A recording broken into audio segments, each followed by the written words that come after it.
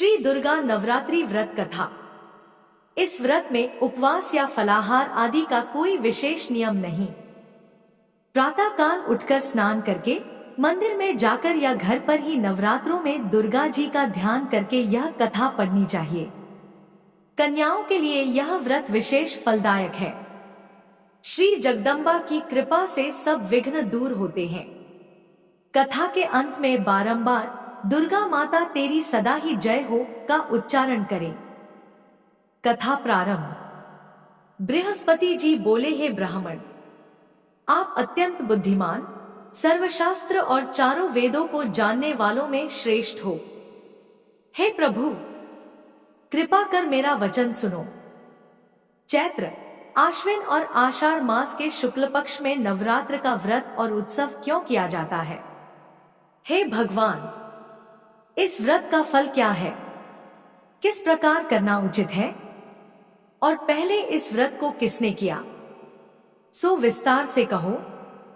बृहस्पति जी का ऐसा प्रश्न सुनकर ब्रह्मा जी कहने लगे कि हे बृहस्पति, प्राणियों का हित करने की इच्छा से तुमने बहुत ही अच्छा प्रश्न किया। जो मनुष्य मनोरथ पूर्ण करने वाली दुर्गा, महादेवी, सूर्य और नारायण का ध्यान करते हैं, वे मनुष्य धन्य हैं। यह नवरात्र व्रत संपूर्ण कामनाओं को पूर्ण करने वाला है। इसके करने से पुत्र चाहने वाले को पुत्र, धन चाहने वाले को धन, विद्या चाहने वाले को विद्या और सुख चाहने वाले को सुख मिल सकता है। इस व्रत को करने से रोगी मनुष्य का रोग दूर हो जाता है और कारागार हुआ मनुष्य बंधन से छूट जाता है। मनुष्य की तमाम आपत्तियां दूर हो जाती हैं और उसके घर में संपूर्ण संपत्तियां आकर उपस्थित हो जाती हैं। बंध्या और काक बंध्या को इस व्रत के करने से पुत्र उत्पन्न होता है। समस्त पापों को दूर करने वाले इस व्रत के करने से ऐसा कौन सा मनोबल है जो सिद्ध नहीं हो सकता?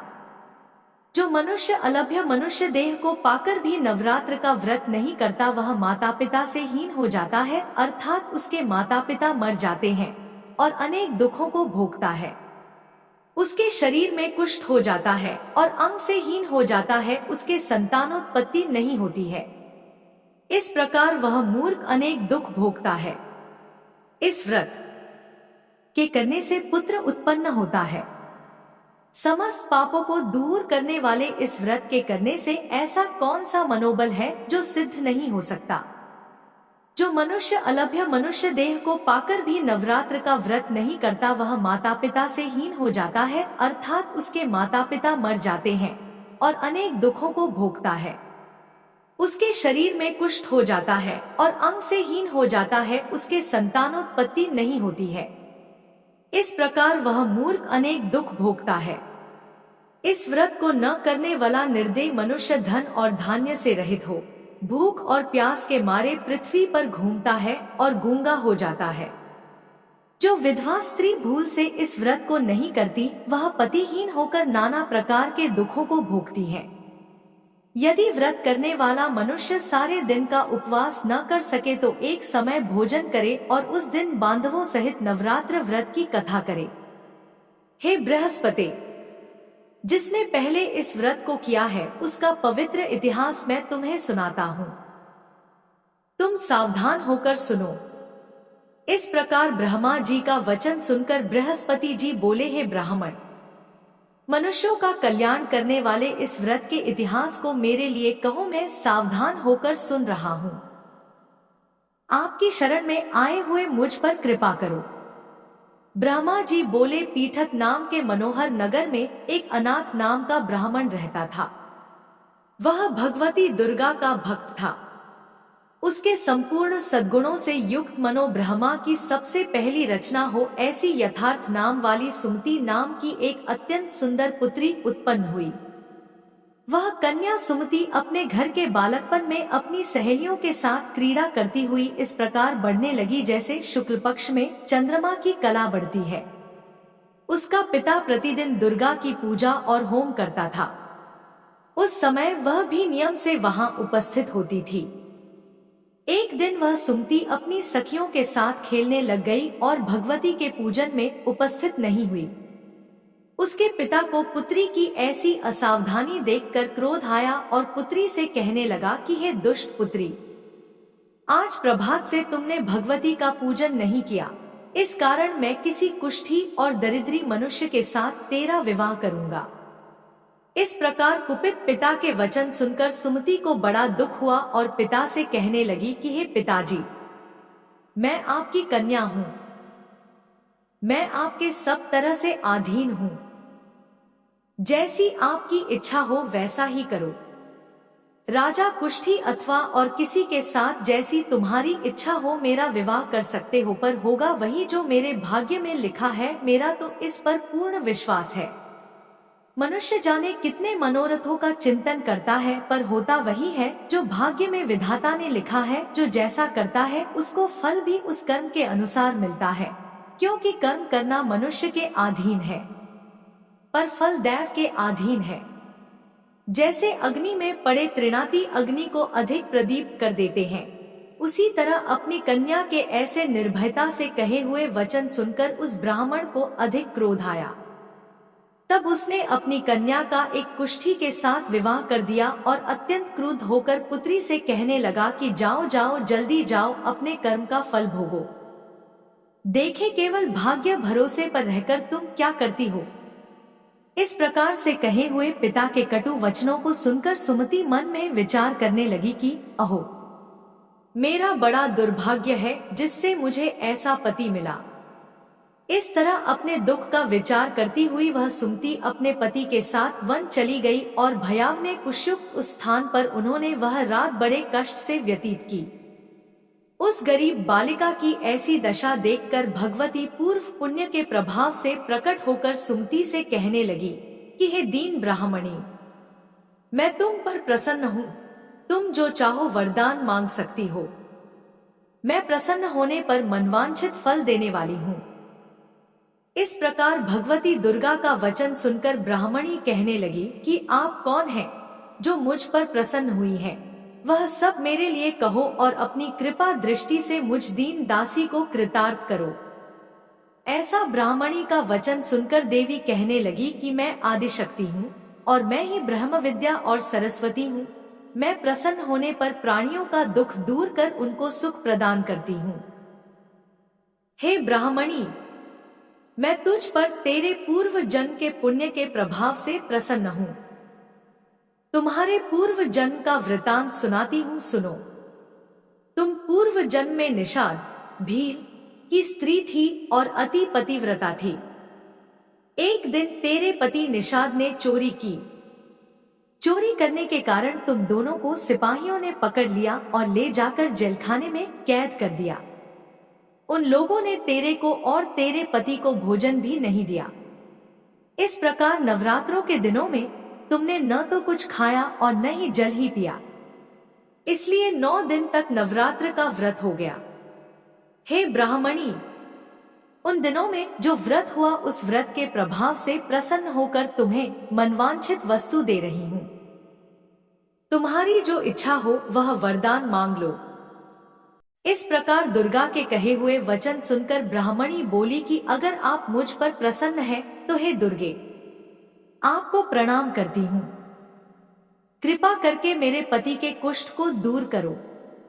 देवी कहने लगी कि उन दिनों में जो तुमने व्रत किया था उस व्रत के एक दिन का पुण्य अपने पति का कुष्ठ दूर करने के लिए अर्पण करो। मेरे प्रभाव से तेरा पति कुष्ठ से रहित और सोने के समान शरीर वाला हो जाएगा। ब्रह्मा जी बोले। इस प्रकार देवी का वचन सुनकर वह ब्राह्मणी बहुत प्रसन्न हुई और पति को निरोग करने की इच्छा से ठीक है ऐसे बोली। तब उसके पति का शरीर भगवती दुर्गा की कृपा से कुष्ठहीन होकर अति कांतियुक्त हो गया, जिसकी कांति के सामने चंद्रमा की कांति भी क्षीण हो जाती है। वह ब्राह्मणी पति की मनोहर देह को देखकर देवी को अति पराक्रम वाली समझकर स्तुति करने लगी कि हे दुर्गे, आप दुर्गत को दूर करने वाली, तीनों जगत की संताप हरने वाली, समस्त दुखों को दूर करने वाली, रोगी मनुष्य को निरोग करने वाली, प्रसन्न होने पर मनवांछित वस्तु को देने वाली और दुष्ट मनुष्य का नाश करने वाली हो। तुम ही सारे जगत की माता और पिता हो। हे अम्बे, मुझ अपराध रहित अबला की मेरे पिता ने कुष्ठी के साथ विवाह कर मुझे घर से निकाल दिया। उसकी निकाली हुई पृथ्वी पर घूमने लगी। आपने ही मेरा इस आपत्ति रूपी समुद्र से उद्धार किया है। हे देवी, आपको प्रणाम करती हूँ, मुझ दीन की रक्षा कीजिए। ब्रह्मा जी बोले, हे बृहस्पति। इसी प्रकार उस सुमति ने मन से देवी की बहुत स्तुति की। उससे हुई स्तुति सुनकर देवी को बहुत संतोष हुआ और ब्राह्मणी से कहने लगी कि हे ब्राह्मणी, उदालय नाम का अति बुद्धिमान, धनवान, कीर्तिवान और जितेंद्रिय पुत्र शीघ्र होगा। ऐसे कहकर वह देवी उस ब्राह्मणी से फिर कहने लगी कि हे ब्राह्मणी, और जो कुछ तेरी इच्छा हो वही मनवांछित वस्तु मांग सकती है। ऐसा भगवती दुर्गा का वचन सुनकर सुमति बोली कि हे भगवती दुर्गे, अगर आप मेरे ऊपर प्रसन्न हैं तो कृपा कर मुझे नवरात्रि व्रत विधि बतलाइए। हे दयावंती, जिस विधि से नवरात्र व्रत करने से आप प्रसन्न होती हैं, उस विधि और उसके फल को मेरे लिए विस्तार से वर्णन कीजिए। इस प्रकार ब्राह्मणी के वचन सुनकर दुर्गा कहने लगी, हे ब्राह्मणी, मैं तुम्हारे लिए संपूर्ण पापों को दूर करने वाली नवरात्र व्रत विधि को बतलाती हूँ, जिसको सुनने से तमाम पापों से छूटकर मोक्ष की प्राप्ति होती है। आश्विन मास के शुक्ल पक्ष की प्रतिपदा से लेकर 9 दिन तक विधि पूर्वक व्रत करे। यदि दिन भर का व्रत न कर सके तो एक समय भोजन करे। पढ़े लिखे ब्राह्मणों से पूछकर कलश स्थापना करे और वाटिका बनाकर उसको प्रतिदिन जल से सींचे। महाकाली, महालक्ष्मी और महासरस्वती इनकी मूर्तियां बनाकर उनकी नित्य विधि सहित पूजा करे और पुष्पों से विधि पूर्वक अर्घ्य दे।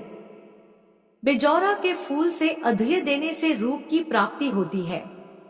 जायफल से कीर्ति, डाक से कार्य की सिद्धि होती है। आंवले से सुख और केले से भूषण की प्राप्ति होती है। इस प्रकार फलों से अर्घ्य देकर यथाविधि हवन करें।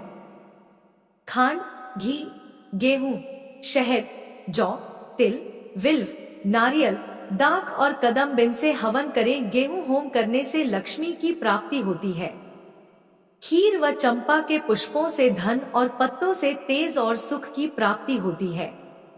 आंवले से कीर्ति और केले से पुत्र होता है। कमल से राज सम्मान और दाखों से सुख संपत्ति की प्राप्ति होती है। खंड, घी, नारियल, जौ और तिल इनसे तथा फलों से होम करने से मनवांछित वस्तु की प्राप्ति होती है। व्रत करने वाला मनुष्य इस विधान से होम कर आचार्य को अत्यंत नम्रता से प्रणाम करे और व्रत की सिद्धि के लिए उसे दक्षिणा दे। इस महाव्रत को पहले बताई हुई विधि के अनुसार जो कोई करता है उसके सब मनोरथ सिद्ध हो जाते हैं। इसमें तनिक भी संशय नहीं है। इन 9 दिनों में जो कुछ दान आदि दिया जाता है उसका करोड़ों गुना मिलता है। इस नवरात्र के व्रत करने से ही अश्वमेध यज्ञ का फल मिलता है। हे ब्राह्मणी, इस संपूर्ण कामनाओं को पूर्ण करने वाले उत्तम व्रत को तीर्थ, मंदिर अथवा घर में ही विधि के अनुसार करें। ब्रह्मा जी बोले, हे बृहस्पति। इस प्रकार ब्राह्मणी को व्रत की विधि और फल बताकर देवी अंतर्ध्यान हो गई। जो मनुष्य या स्त्री इस व्रत को भक्ति पूर्वक करता है वह इस लोक में सुख पाकर अंत में दुर्लभ मोक्ष को प्राप्त होता है।